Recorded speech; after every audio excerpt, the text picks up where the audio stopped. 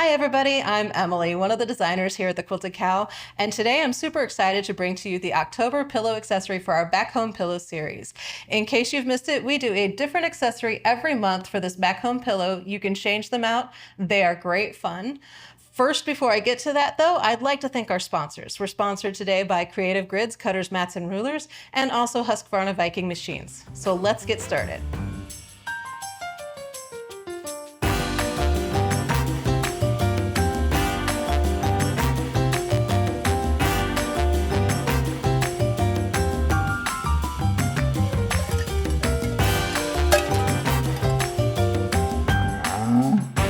All right, so our Snowy accessory is super cute. Now, if you haven't seen these accessories yet, we have our Back Home Pillow series. We've been doing it all year, and it starts with our pillow. And you can go on our website, grab yourself the Back Home Pillow kit, and in the kit, you're going to get all of the fabric that you need, along with a piece of muslin that you need to make a quilted pillowcase. Now, the pillow is not included in the kit, of course. You'll have to find your pillow form for inside of it, but it does have an envelope enclosure, so if you need to wash this, then you can take it off and wash it, change it out, whatever you need to do. But the accessories snap on. So every month we've been doing a different accessory, different times of the year. And this one is a super cute little couple of gnomes with a snowflake in the middle. So head on over to our website, grab yourself the Snowy accessory kit. It will come with all of the fabric and the interfacing, the finger snaps, and the pattern is included in that. Once again, the Back Home Pillow itself, the pillowcase itself, that is going to include the pattern in it as well. These are helpful heifer patterns. There's a postcard pattern available on its own if you would like just the pattern, or it, like I said, the paper pattern comes in your kit. So basically everything you need to sit and sew to make these. What you're going to do is you're going to take all of the specified squares and you're going to draw a line corner to corner diagonally on the wrong side of those squares. Once you've got that drawn on those squares, the pattern is going to tell you exactly which squares to do that on and how many squares you're going to need to do it on. It's basically all of the letters of the squares. So as you go through, you're going to find that you need to draw those lines on those squares. Real quick before we get too much further, when you're cutting these, you might find it handy to grab yourself some ABC 1, 2, 3 pins and go ahead and pin the fabric letter that is listed on the pattern, because each square, each group of squares the same size, are going to be listed with a letter. So as you go through, once you cut all of the letter E's, you just pin this E to all of those little letter E's, and you can keep everything straight with that. So these letter pins are wonderful for that. Go grab yourself some of those. We have those available on our website as well. Once you've got that, like I said, we're going to draw that line. I like to use my friction pin to draw that line with. Once you've got all your lines drawn, the pattern's going to tell you what square to put on what fabric. So this is the gnome's beard here, and then his body piece. So this is the other body piece. I've already done one of them. What I'm going to do is I'm going to line up this square on the other, right sides together. And when it says the bottom right corner, as you're looking at that rectangle, and on the pattern, you can see which direction the rectangle needs to go.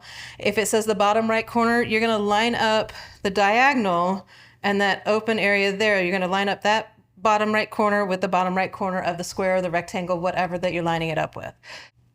Okay, so let's get this trimmed and pressed open. So once you sew on the line, you're going to take your ruler and measure 1/4 inch away from that line. So that's going to be your seam allowance. So measure 1/4 inch away. Go ahead and slice that off. Get rid of that. And then we're going to press this open to make the bottom part of the body underneath the beard. All right, so I've got that going. I've done all of the rest of the flippy corners already, so you don't have to sit here and watch me sew all of these together. When you're sewing these together, I will tell you, sit down, chain stitch them together if you can, which means that you're just going to grab one square, one set of squares, and you're going to sew, grab the next set of squares and keep sewing, and don't cut your thread in between. It makes it so much easier just to go through and zip through like that. So that's what I did with all of these. I also did those snowballed corners, or the flippy corners on those. Did all of those for you. The only thing that I haven't done so far is this rectangle piece for the hat. So the hat is more of a rectangle that goes on here.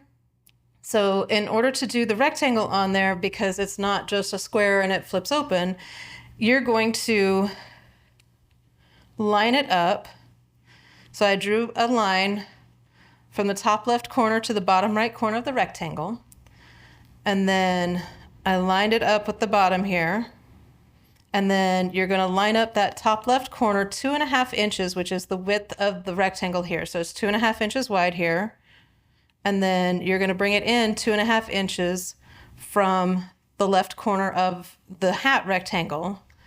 All right, so now that I've got that sewn on, I'm going to trim this 1/4 inch away, trim off my seam allowance, and then I'm going to press that open. So now the second rectangle that I'm going to put on here for the other side, you draw a diagonal line from the top right corner to the bottom left corner. You're going to do just the opposite of what you did for the top left corner here. So, all right, so now I've got the gnome hat finished. And then once you've got that finished and everything kind of laid out, it's time to start putting things together. So I'm going to start with the snowflake. Now, these are small pieces. Yes, my flippy corners got a little wonky. That's okay. They'll straighten out a little bit as I'm putting everything together. You do want to make sure that you are using a good 1/4 inch seam allowance, as accurate as possible.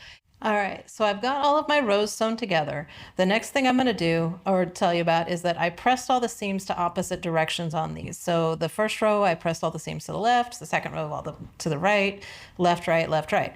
So what that's going to do is that whenever I go to put these together, then I can take them and pin so that the seams nest. If you don't want to pin, you can kind of just feel it, but it is a lot easier to go ahead and pin it. Pin each row together that you're sewing so that your seams nest together, and then you can just grab the 2 rows, sit and sew them together. Okay, so I have my snowflake all put together.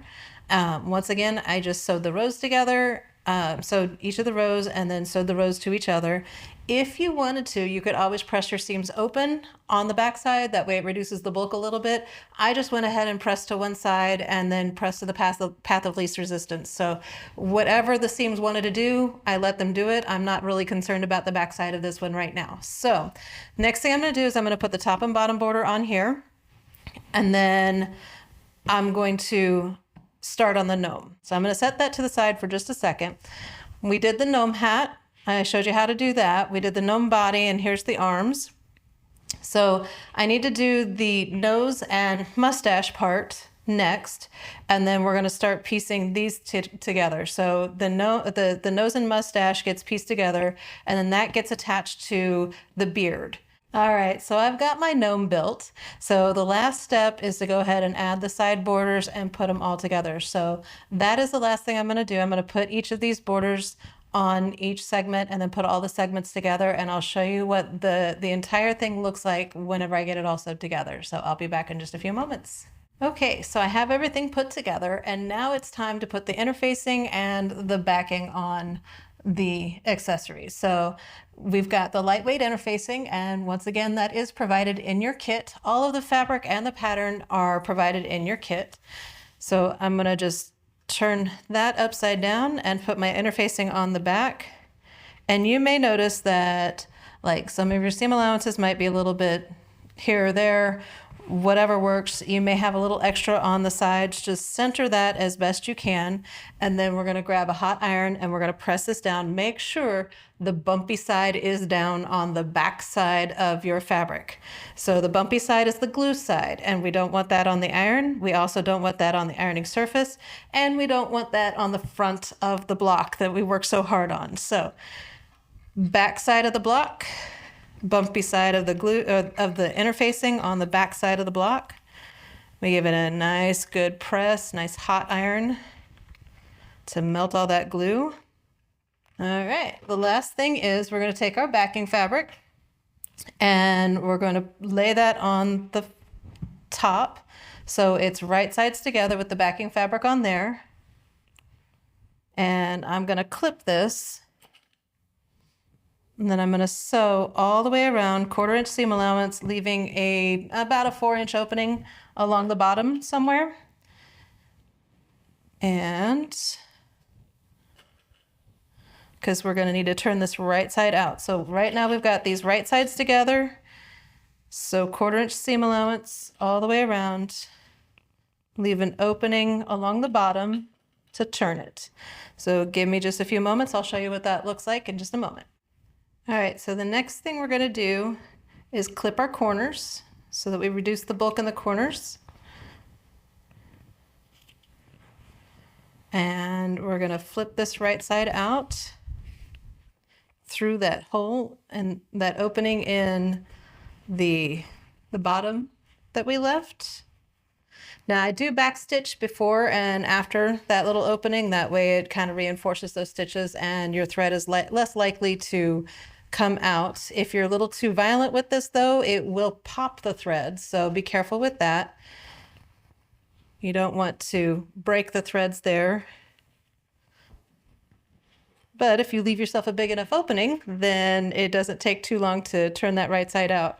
Now I'm just going to grab a stiletto and poke the corners out and smooth out my seams along the sides. Once I've got these done like that, I'm going to tuck in all of those threads, get it folded over to where we want it, and then press that. And if you need to roll your seams open a little bit with your fingers. All right. Make this nice and flat. And then I'm going to top stitch all the way around. So give me a moment, let me go top stitch this, and I'll be back to show you what that looks like. And I have a new tool for cutting the holes for your finger snaps. So super excited to show you that. Come back and join me as soon as I get this finished top stitching. All right, so the first thing we're going to do is we're going to measure where our finger snaps need to go.